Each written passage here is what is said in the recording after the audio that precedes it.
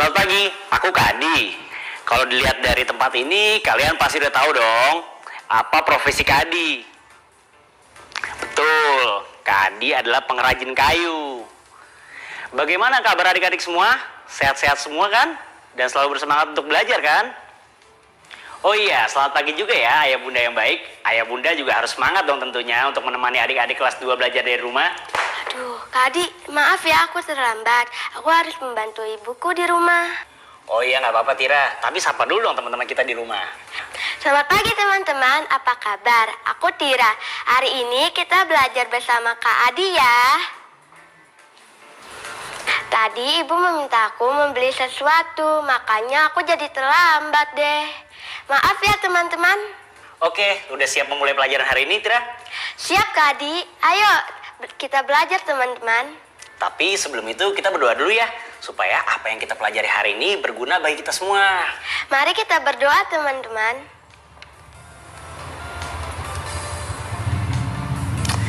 Oke, Tira. Ya Kak Adi. Sekarang hari apa dan tanggal berapa ya? Hari Rabu tanggal 10 Februari 2021 Kak Adi. Hari ini kita belajar tentang apa Kak Adi? Nah, hari ini kita akan belajar tentang sifat benda lunak Tira. Selain benda kuat seperti meja atau kursi yang terbuat dari kayu, ada juga tuh benda lunak. Benda lunak ada yang lentur, ada juga yang mudah terbakar. Dan ada juga yang tidak mudah terbakar Tira. Benda lunak contohnya apa saja Kak Adi? Contoh benda lunak itu adalah busa, kain, dan karet. Busa ini juga ya Kak Adi? Iya benar, busa ini juga Tira. Busa ini termasuk benda lunak yang mudah terbakar atau tidak ya Kak Adi? Bagaimana menurut kalian adik-adik? Benar, busa adalah benda lunak yang mudah terbakar Tira.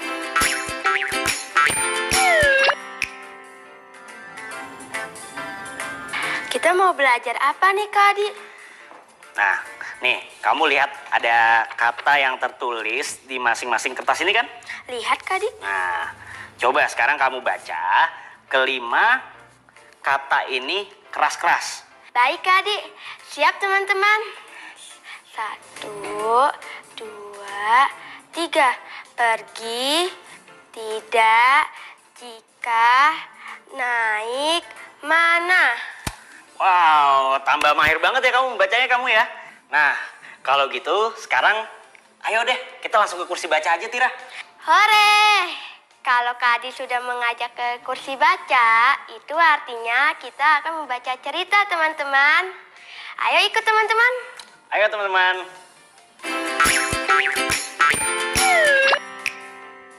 Nah, ini kursi bacanya teman-teman. Sederhana, tapi nyaman. Kursi ini buatan Kak Adi loh. Di kursi ini, Kak Adi sering bacakan aku cerita. Oke, kalau gitu sudah siap menyimak ceritanya Tira? Siap Kak Adi. Teman-teman juga siap kan? Bagus. Nah, sekarang coba deh. Apa yang kamu lihat di gambar ini? Gambar ayam Kak Adi. Salah. Salah bagaimana? Ini ayam. Kak Adi berparuh, berjengger, dan punya sayap. Anak yang belum sekolah juga pasti tahu ini ayam. Coba deh, kamu perhatikan baik-baik lagi. Mana ada ayam yang punya garis di atas sayapnya seperti di gambar ini? Oh iya, ini bukan ayam. Nah, jadi ini gambar apa dong Tira? Celengan Kak Adi. Celengan apa? Celengan ayam. Jadi ini ayam apa bukan? Bukan, ini celengan ayam. Bagus. Ayam dengan celengan ayam berbeda ya adik-adik. Celengan ayam. Askia dan Tira ingin membeli celengan ayam. Namun belum ada celengan yang sudah jadi. Bu Tejo baru akan membuatnya. Bagaimana kalau Askia dan Tira membantu? Wah, ada aku, ibu, dan juga adikku teman-teman. Apa yang kalian lakukan di rumah Bu Tejo? Mau membeli celengan Kak Adi, tapi karena belum ada yang sudah jadi, aku dan adikku membantu Bu Tejo. Kak Adi melanjutkan membacanya lagi ya. Baik, Kak Adi. Pertama, mengayak pasir dulu. Oh, halus sekali. Aduh, maaf Tira. Sekarang, siapkan alat dan bahannya. Bu Tejo mencontohkan. Tira bisa berlatih diam-diam. Pertama, campurkan tanah liat, pasir halus, dan air. Kedua, masukkanlah ke dalam cetakan. Lalu tekan-tekan. Dan yang ketiga, lepaskan dari cetakan. Keempat, jemur hingga kering. Kelima, kalau sudah kering, bisa diwarnai. Sepertinya mudah. Askia dan Tira tentu juga bisa. Keras. Askia menambahkan air. Sekarang mencetak. Coba lihat hasilnya. Wah, sepertinya terlalu banyak air, kata Tira. Kamu menekannya kurang kuat, kata Askia. Ternyata tidak mudah. Apa yang terjadi di gambar ini? Aku dan adikku mencoba membuat celengan ayam. Berhasil atau tidak ya, teman-teman? Menurut kalian, aku dan adikku berhasil tidak ya? Ini karya kami yang membuatnya, dan kami bangga. Aku dan Askia berhasil membuat celengannya, teman-teman. Biarpun tidak sebagus yang dibuat Bu Tejo. Ceritanya bagus ya, teman-teman. Nah, sekarang Kak Adi mau kasih kamu pertanyaan nih, Tira. Kalau kamu menyimak cerita tadi, kamu pasti bisa menjawabnya dong. Iya dong, aku pasti bisa, Kak Adi. Nah, terbuat dari apakah celengan dalam cerita tadi? Dari tanah liat.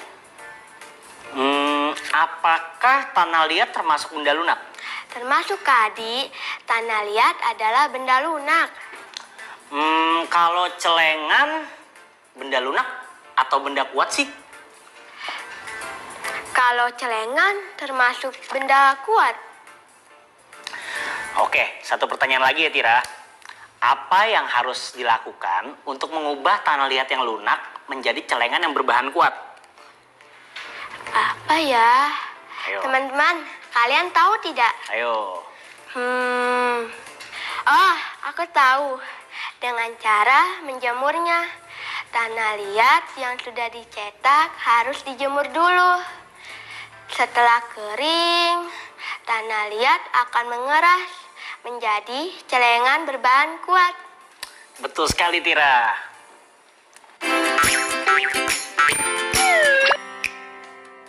Nah, gimana adik-adik? Ternyata seru kan mempelajari tentang benda lunak dan benda keras? Tira. Weh, halo Nisa. Halo Kak Adi. Tira mana Kak? Wah, Tiranya lagi bikin celengan ayam tuh Nisa. Ya, padahal aku lagi cari Tira nih. Nah, sini, duduk dulu. Gini, sambil nunggu Tira, gimana kalau Nisa belajar dulu nih sama Kak Adi? Wah, boleh deh Kak, Nisa mau. Oke, nih, Kak Adi punya permainan seru nih. Ini adalah kalimat yang urutan katanya salah.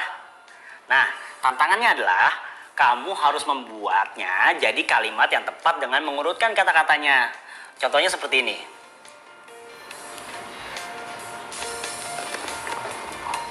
Oh, mengerti Kak. Teman-teman, ayo kita coba. Air, ada, benda, kedap. Oh, aku tahu. Ada benda kedap air. Tidak ada kedap air benda. Apa ya teman-teman? Ada benda tidak kedap air.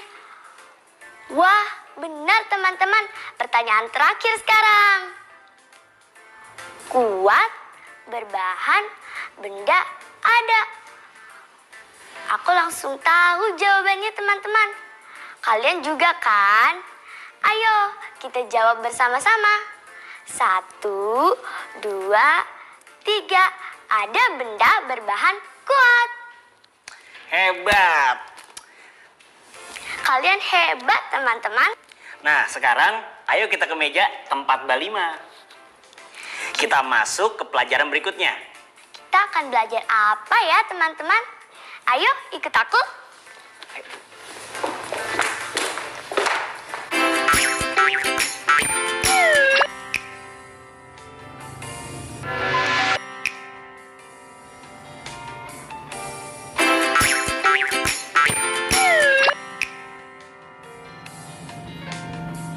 Nah, bagaimana Nisa? Kamu masih semangat belajar kan? Masih, Kak Adi. Teman-teman di rumah juga masih kok. Betul kan, teman-teman? Nah, sekarang perhatikan baik-baik ya. Aku tahu kita mau membuat jawaban perkiraan ya. Betul. Coba nih kamu hitung.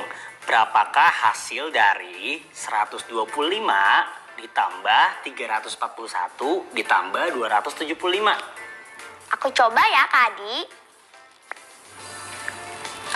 Ayo, ajak teman-teman kamu yang di rumah untuk mencari jawaban perkiraannya juga. Ayo teman-teman, kita jawab bersama ya. 125 ditambah 341 ditambah 275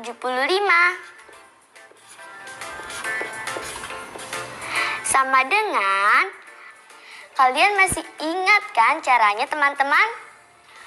Bagus. Terlebih dulu kita akan menghitung bilangan ratusannya ya, yaitu 100 ditambah 300 ditambah 200. Berapa hasilnya, teman-teman? 600. Sebentar, aku hitung dulu. Wah, benar teman-teman, hasilnya 600. Hebat banget kamu Nisa. Lalu setelahnya bagaimana? Setelah itu baru kita menghitung bilangan puluhannya.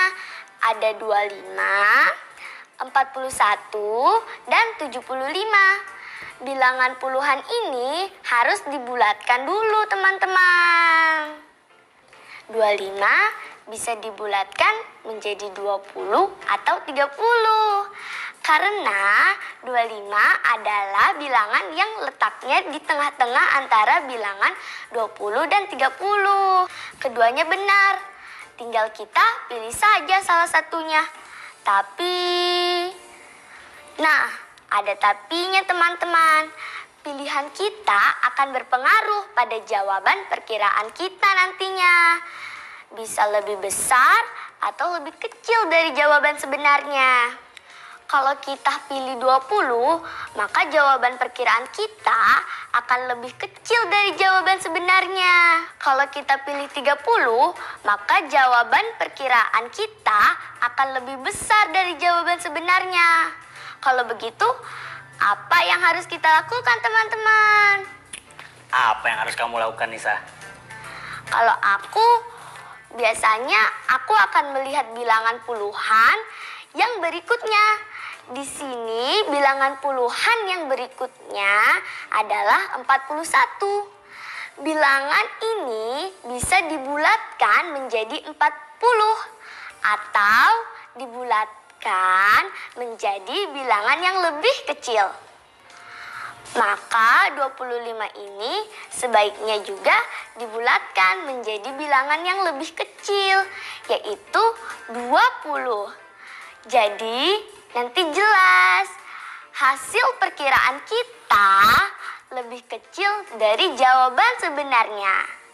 Kita sudah dapat pembulatan dari kedua bilangan puluhan ini. 25 dibulatkan menjadi 20. 41 dibulatkan menjadi 40. Maka 20 ditambah 40. Nah, 75 ini sama dengan 25 tadi. Bisa dibulatkan menjadi 70 atau 80, sama-sama benar. Tapi karena dua bilangan puluhan tadi dibulatkan ke bilangan yang lebih kecil, maka 75 ini juga sebaiknya mengikuti dibulatkan menjadi 70. 20 ditambah 40 ditambah 70. Hasilnya berapa teman-teman? Benar, 130. Kita sudah hampir selesai nih teman-teman. 600 ditambah 130 sama dengan 730. Berarti hasil jawaban perkiraan dari 125 ditambah 341 ditambah 275 adalah 730. Jawaban perkiraan ini lebih kecil dari jawaban sebenarnya. Wah, hebat, hebat, hebat. Kak Adi nggak nyangka loh kamu bisa berpikir seperti tadi. Kamu pintar sekali loh, Nisa. Oke lah, kalau gitu coba sekarang kamu perhatikan ini. Ayo kita perhatikan teman-teman. Itu ada sebilah papan kayu. Apabila papan kayu ini dipotong menjadi 5 bagian yang sama besar, maka kelima bagian tersebut memiliki bentuk dan ukuran yang sama besarnya. Nah, nilai setiap bagiannya pun sama, yaitu 1/5.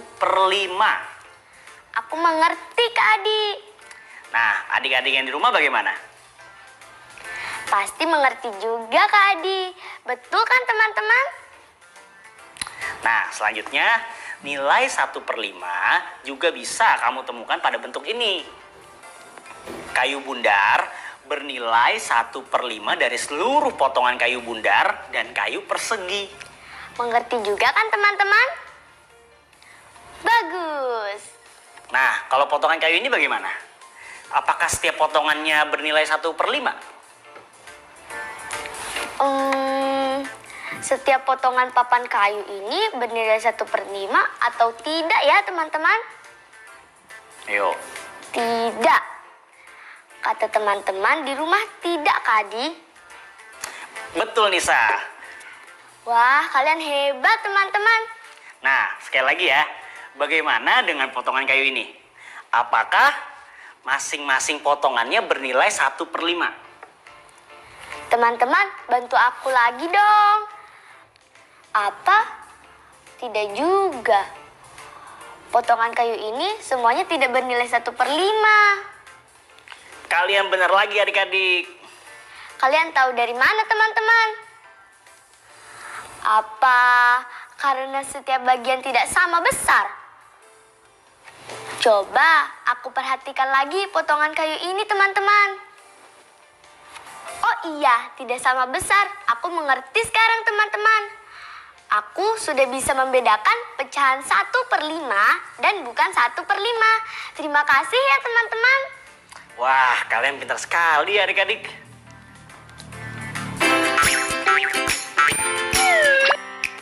Selamat pagi teman-teman, kita ketemu lagi. Jangan bosan ya sama aku. Bagaimana proyek akhir minggu kalian?